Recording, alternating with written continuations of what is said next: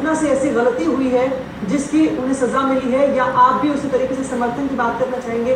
तमाम रागनियों से लेकर गीतों तक आपका भी नाता रहा है, ऐसी कौन सी गलती मानते हैं? क्या उनके डांस को या फिर उनकी गाई हुई रागनी को वाकई मुद्दा बनाया जा रहा है? उनके खिलाफ जिस तरीके से चरित्र को लेकर एक अभियान छेड़ा गया सोशल साइट पर, उससे लेकर आप क्या कहेंगे? इसके पीछे वजह क्या है?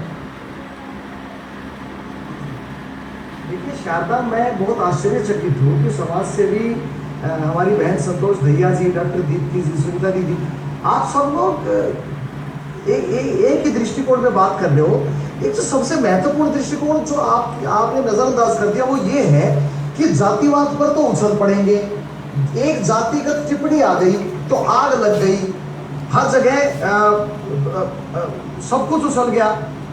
लेकिन ये नहीं देख रहे इतने साल से हरियाणा प्रदेश की संस्कृति का नाश हो रहा है। आपको पता है ये तो कुछ भी नहीं है। हमारे हरियाणा में एक गाना पीछे आया था, उसका नाम है जीबी रोड 2, और उससे पहले उसका वन पार्ट भी आया था।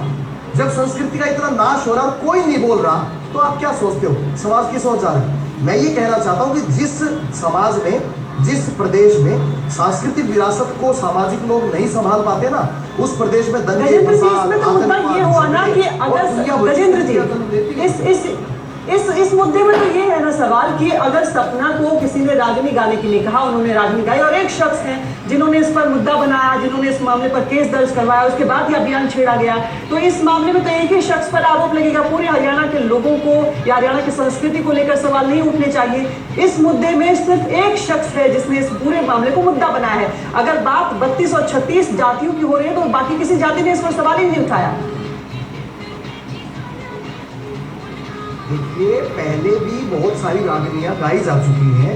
क्या बहुत सारी रागनियों में और बहुत सारे चुटकुलों में हम जो जोक सुनाते हैं, क्या हम जातिगत जोक्स नहीं सुनाते? क्या मनोरंजन के लिए लिखते हैं कलाकार, चुटकुले सुनाते हैं, दुनिया भर के प्रेजेंटेशन में हर एक जाति का नाम भी आता है। क्या हो गया?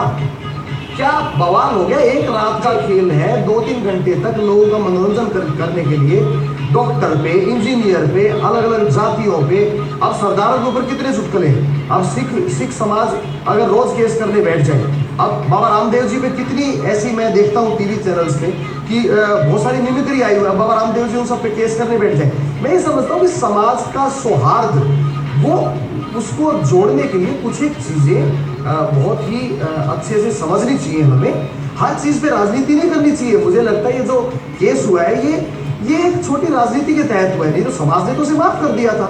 जिस समाज के खिलाफ उसने टिप्पणी की उसे तो माफ कर दिया था, जहां तक मेरी सूचना है। और दूसरा, मैं कलाकार के लिए भी एक बात कहना चाहूंगा शारदा, कि देखिए मैं भी गाता हूँ, मैं पिछले 22 साल से गा रहा हूँ, मेरे बहुत सारी फैन फॉलोइंग है। मेरा सबसे पहला गाना जो हिट हुआ वो पानी आख्या का बिरबाद तो आया था, और उस पे आज तक युवा मुझे सराहता है, कोई मुझे बिसराता नहीं। मंच पे भी मैं ठीक ठाक प्रेजेंटेशन करता हूँ। यानी बिल्कुल यही बात बार बार उठा रहे हैं गजेंद्र जी। अगर एक अच्छी चीज संस्कृति के तौर पर पेश की जाए